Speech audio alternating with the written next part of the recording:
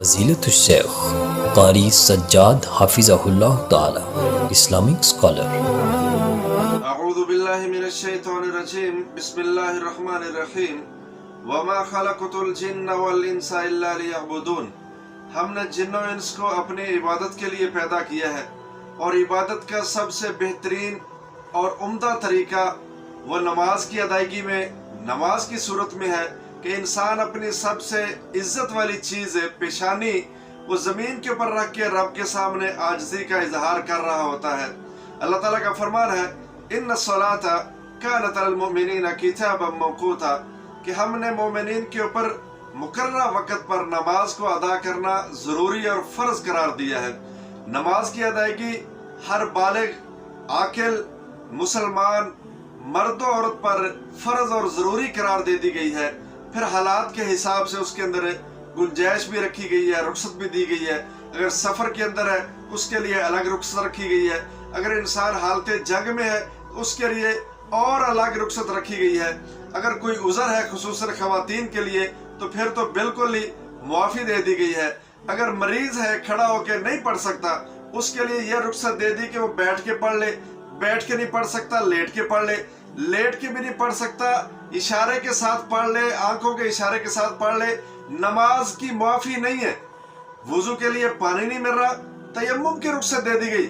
اگر پانی مل بھی گیا ہے، انسان مریض ہے پانی استعمال نہیں کر سکتا تو پھر بھی اس کے لیے رخصت دے دی گئی ہے کہ آپ تیمم کر سکتے ہو۔ اللہ تعالیٰ کا فرمان ہے سورۃ طٰہٰ ہے وَأْمُرْ أَهْلَكَ بِالصَّلَاةِ وَاصْطَبِرْ عَلَيْهَا، اپنے گھر والوں کو نماز کا حکم دیجیے، وَاصْطَبِرْ عَلَيْهَا، اور خود بھی اس کے اوپر کاربند رہیے۔ خود بھی تم نے نماز ادا کرنی ہے، اپنے گھر والوں کو بھی نماز کا حکم دینا ہے، نماز کے اوپر لگانا ہے۔ نبی مکرم صلی اللہ علیہ وسلم کا فرمان ہے کہ جب آپ کا بچہ 7 سال کا ہو جائے تو آپ نے اس کو بڑے اچھے انداز سے پیار سے نماز سکھانی ہے، بتانا ہے کہ بیٹا ہم مسلمان ہیں، ہمارے اوپر نماز فرض ہے۔ اگر 10 سال کا ہو گیا نماز نہیں پڑھتا تو پھر آپ نے بیٹے کے اوپر بیٹی کے اوپر اولاد کے اوپر سختی کرنی ہے کہ بیٹا بیٹی نماز پڑھو، یہ اسلام کی طرف سے ہمارے اوپر فریضہ ہے۔ یہ نماز اسلام کے بنیادی ارکان میں سے ایک رکن ہے۔ نبی مکرم صلی اللہ علیہ وسلم کا فرمان ہے رأس الامر الاسلام، تمام معاملات کی جو اصل ہے نا وہ اسلام ہے۔ وعمودہ الصلاۃ، اور اس کے جو ستون ہے جس کے اوپر اسلام کی عمارت کھڑی ہوئی ہے وہ نماز ہے۔ اور نماز اسلام کے جو 5 بنیادی ارکان ہیں ان میں سے ایک رکن وہ نماز ہے کہ انسان کے لیے اس کے اندر کوئی چھوٹ نہیں ہے۔ نبی مکرم صلی اللہ علیہ وسلم نے فرمایا ان اول ما یحاسب به العبد بصلاته، انسان سے قیامت کے دن جو سب سے پہلا سوال کیا جائے گا نا وہ اس کی نماز کے متعلق کیا جائے گا۔